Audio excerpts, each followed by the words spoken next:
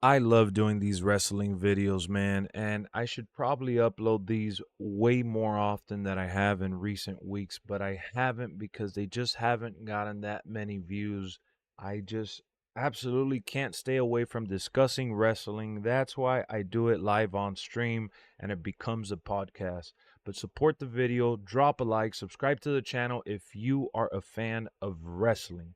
In today's video, we're obviously taking a look at not Post Malone, but rather the damn Wyatt Six.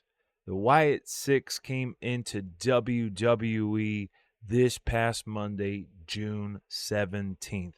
It was intense. It was exactly as they described it, a massacre, if you will. I thought that was a poor choice of words, but they came through. They set that up exactly how they promised they would, and it over delivered. I didn't even expect for other people to show up. I thought it might be Bo Dallas has Uncle Howdy, and that's it. All right.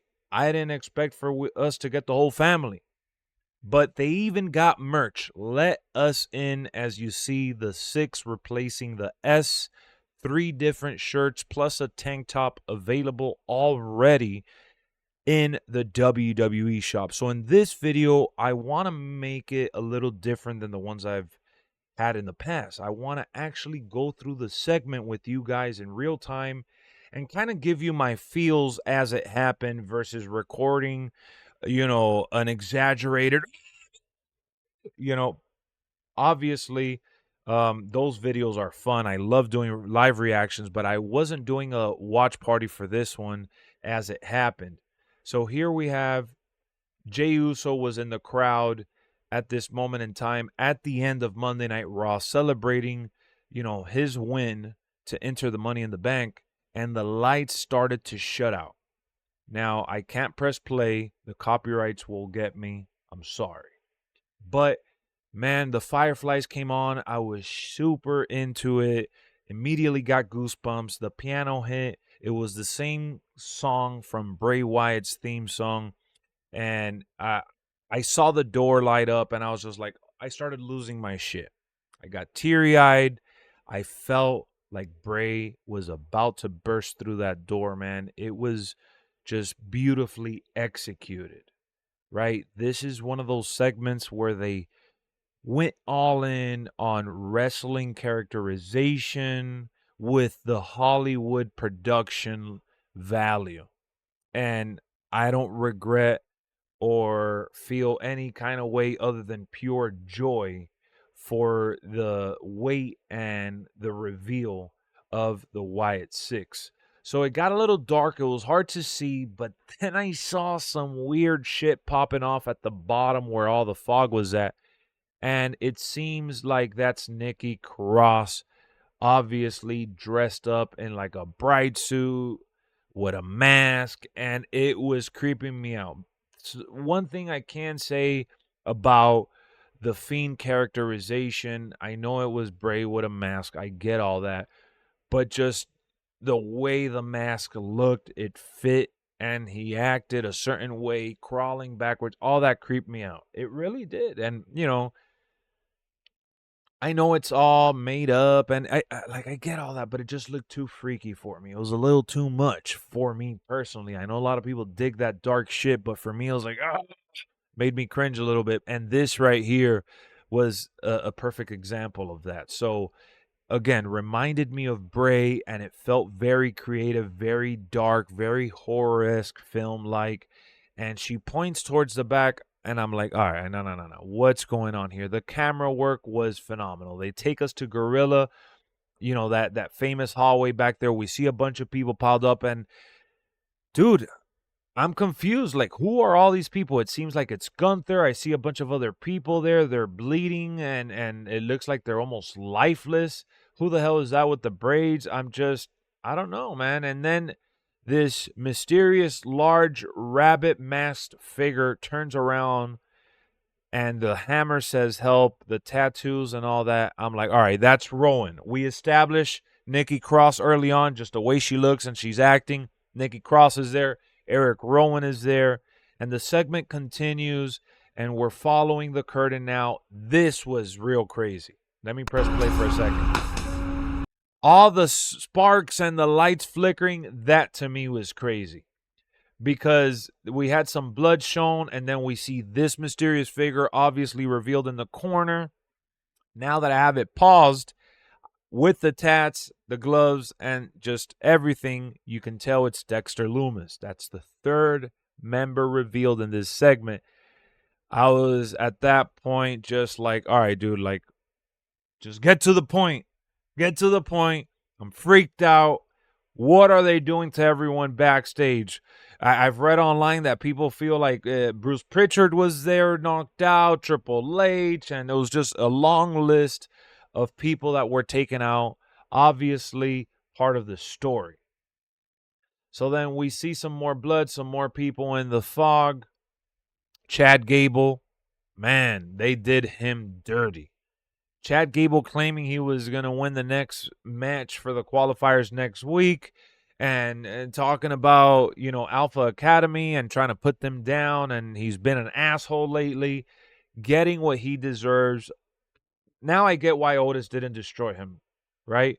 At Clash at the Castle and at Monday Night Raw, he just pushed him. He walked away.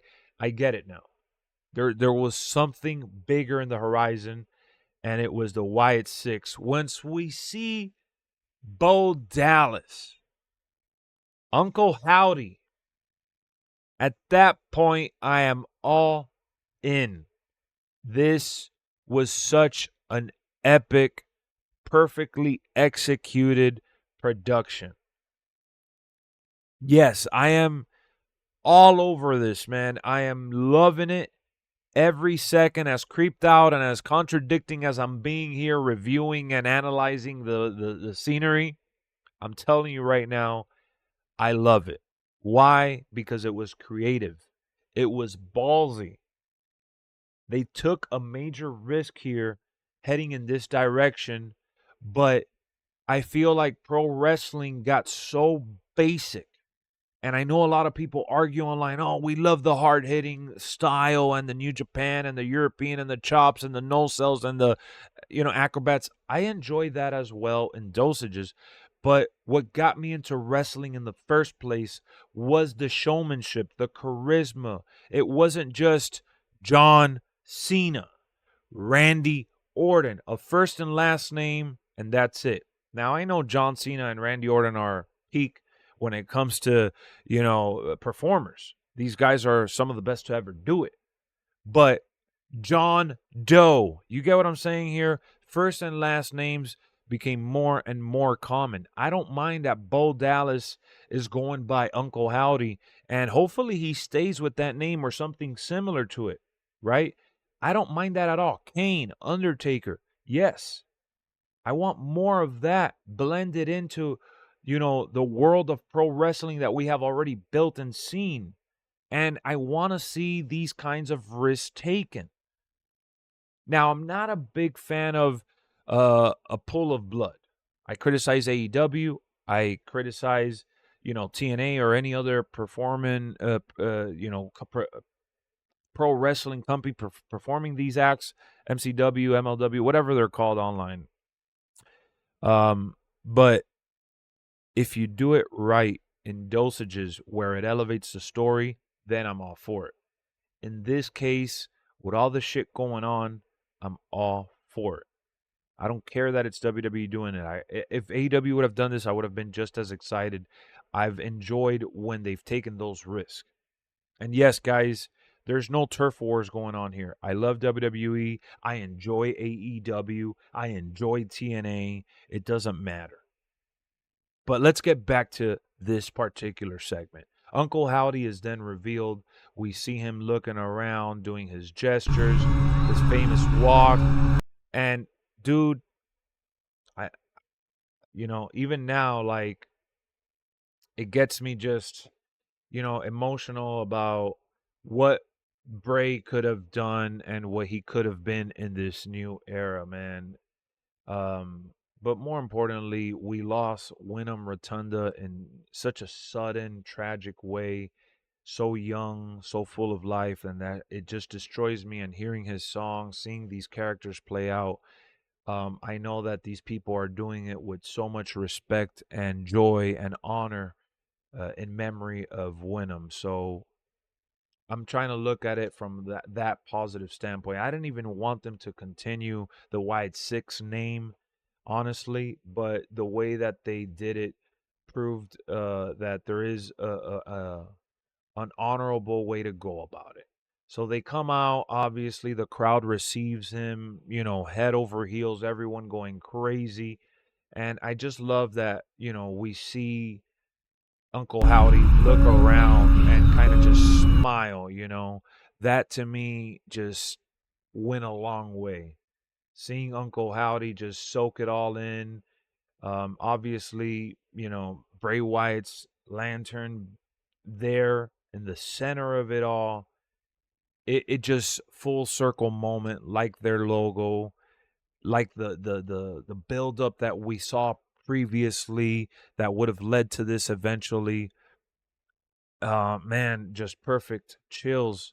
Amazing. Great job. 10 out of 10. Perfect way to end the show. It left us asking so many questions, wanting to see more. This is what it's all about. It reminded me again of the Attitude Era when I would see Undertaker come out with his creepy Ministry of Darkness or whatever crazy shit he was pulling, kidnapping. I don't know. He was just diabolical and it was just mysterious. And I just remember being a kid, seeing that on TV, felt eerie. I felt, uncomfortable, if you will. There were elements of that here, and I'm 34 years old. So when you're able to take me back to why I loved and got into wrestling at that point in time as a kid in 2024, I'm going to salute you for it. I'm going to make a video about it. And again, I want to encourage you guys to hit that like button, comment in the bottom section. I'm losing my words, losing my touch here as I'm filming.